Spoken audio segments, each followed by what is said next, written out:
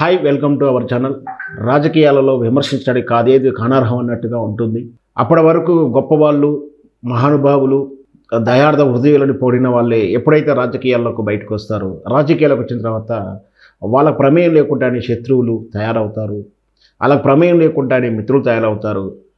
వాళ్ళు చెప్పకుండానే వాళ్ళ వ్యక్తిగత విషయాల్లోకి, వ్యక్తిగత జీవితాల్లోకి వెళ్ళిపోయి ఎప్పుడో 20-30 సంవత్సరాల కింద జరిగిన సంఘటనలను వెలికితీసి ఆ రాజకీయ నాయకులను విమర్శించడానికి, పోలరైజ్ చేయడానికి ప్రత్యర్థులు రెడీగా ఉంటారు.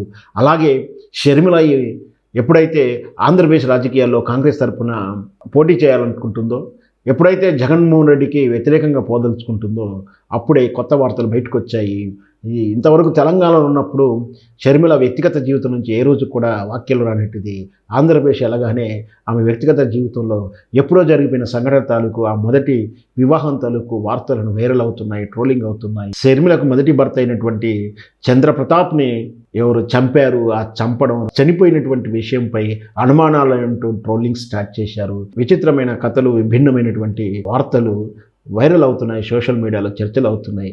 అయితే షర్మిల మొదటి భర్త ఏంటి, అసలు అనిల్ ఆమె భర్త కాదా, అనిల్ రెండో భర్తనా, మూడవ భర్తనా అంటూ కూడా చర్చలు జరుగుతూ ఉన్నాయి. వాస్తవ సంఘటనలు ఏముందో మనం విశ్లేషించే ప్రయత్నం చేద్దాం. షర్మిల వైఎస్ రాజశేఖర రెడ్డి గారి ముద్దుల గారాబా ఏకైక కూతురు. అయితే రాజశేఖర రెడ్డి గారి అడ్మినిస్ట్రేషన్ పవర్ కానీ, కుటుంబాన్ని నేపథ్య విషయాలకు కానీ, కుటుంబానికి అనుబంధంగా ఉన్న విధానాలకు కానీ, తన బంధుమిత్రులను ఆప్యాయంగా పలకరించడం కానీ, వాళ్ళని డీల్ చేసే విషయంలో కూడా ఒక చాకచక్యమైనటువంటి, ఒక వ్యూహాత్మకమైనటువంటి విధానం ఉంటుందని అందరికీ తెలిసిన విషయమే. అయితే షర్మిల వివాహ సందర్భం వచ్చినప్పుడు తాను అనిల్ అనేటువంటి ఆల్రెడీ పరిచయం ఉన్నటువంటి, కుటుంబ పరిచయం ఉన్నటువంటి అనిల్ అనే వ్యక్తిని ప్రేమిస్తున్నట్టుగా తెలియజేయడం, అనిల్ కుమార్ మతపరమైనటువంటి అభ్యంతరం ఉండడం, పైగా కులాచారం ప్రకారం విభిన్నమైనటువంటి ఆచారాలు ఉంటాయి. మనకు ప్రేమని నేను యాక్సెప్ట్ చేయడం కాదు ఇక్కడ సమస్య. ప్రేమ పెళ్లి తర్వాత జరిగే విభిన్నమైన పరిస్థితులు, ప్రతికూల వాతావరణాలు, అక్కడ నాన్ సింక్ నడుస్తుంటుంది. కాబట్టి ప్రేమ వివాహం మీద, ఇలాంటి ప్రేమ మీద నాకు సదుద్దేశం లేదంటూ చాలా స్ట్రిక్ట్గాను, సీరియస్గాను, చాలా సెన్సిటివ్గానే షర్మిల అనిల్ ప్రేమని తిరస్కరించినట్టుగా సమాచారం. అయితే కొన్నాళ్ళ తర్వాత యాదృచ్ఛికంగానో లేదా ఏం జరిగిందో కానీ అనిల్ విషయంలో మభ్యపెడుతూనే షర్మిలకు తన మేనమామైనటువంటి అయ్యమ్మ గారి బ్రదర్ అయినటువంటి చంద్రప్రతాప్ రెడ్డితో వివాహం జరిగింది.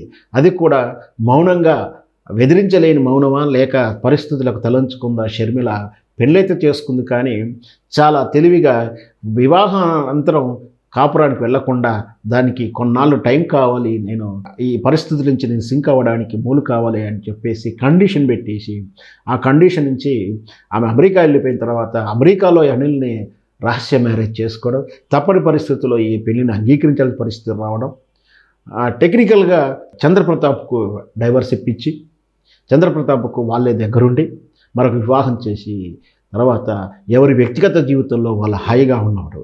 అయితే ఆ తర్వాత కలిగినటువంటి పరిణామక్రమంలో వైఎస్ రాజశేఖర రెడ్డి గారు ముఖ్యమంత్రి అవ్వడానికి కానీ, తర్వాత రాజకీయ కారణాలు కానీ, వ్యాపార రావణాలు కానీ, కుటుంబ సంబంధాలు కానీ కలిసి సాఫీగానే సాగాయి. అయితే ఈ చంద్రప్రతాప్ సినీ నిర్మాత కూడా, సినీ ప్రొడక్షన్ కంపెనీలో కూడా ఉన్నాడు. యోగి చిత్రం తాలూకు ప్రొడక్షన్లో తను కూడా భాగస్వామి అని తెలుస్తుంది. అలాగే కొన్ని చిత్రాల్లో పెట్టుబడి పెట్టి నిర్మాతగా వ్యవహరించాడని కూడా తెలుస్తుంది.